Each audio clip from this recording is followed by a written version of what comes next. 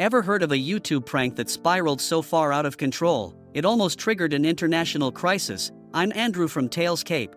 Let's dive into this unbelievable story. Meet Siti, a 25-year-old from Indonesia. She moved to Malaysia, working as an escort to support her family back home. Life was tough, but she was getting by until one day, everything changed.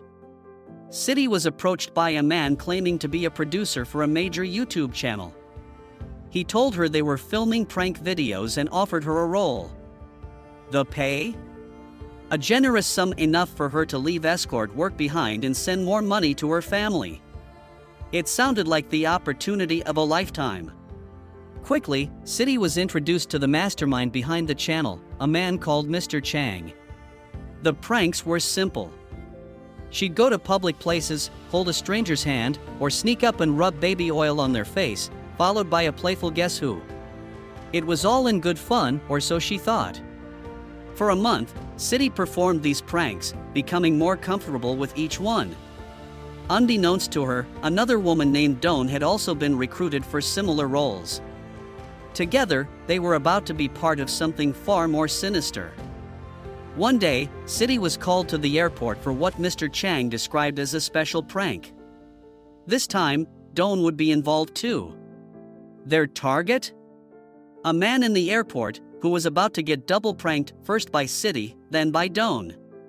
Following Mr. Chang's instructions, Siti approached the man and covered his eyes with her hands, smearing what she believed was baby oil on his face. Dawn followed up with the same move. They giggled, ran to the bathroom to wash off the oil, and thought nothing more of it. But the man, now feeling uneasy, reported the incident to airport security. His condition worsened rapidly, and he was rushed to the hospital. Tragically, he didn't make it.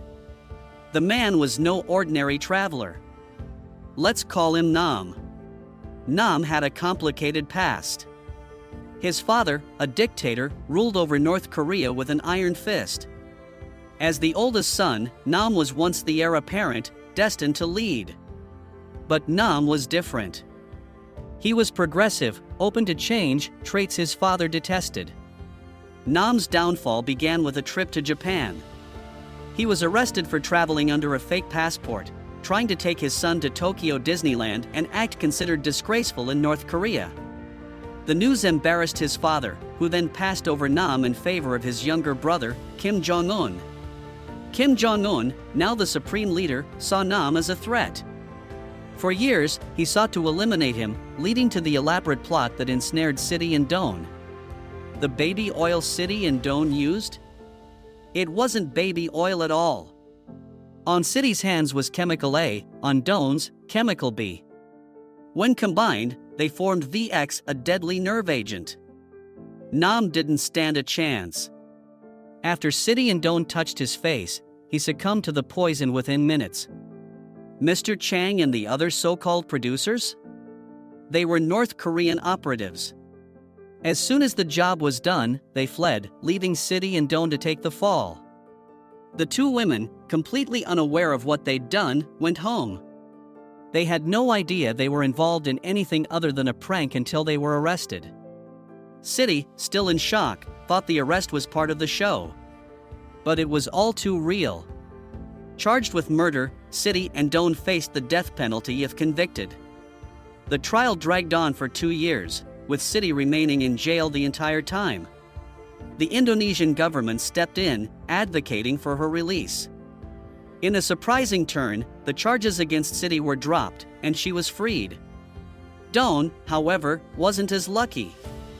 Though she eventually pled guilty to a lesser charge, she was released much later. Siti's story is a chilling reminder of how easily someone's life can be turned upside down. What seemed like a harmless prank led to a man's death and almost caused a major diplomatic fallout. Sometimes, the consequences of a prank are no laughing matter.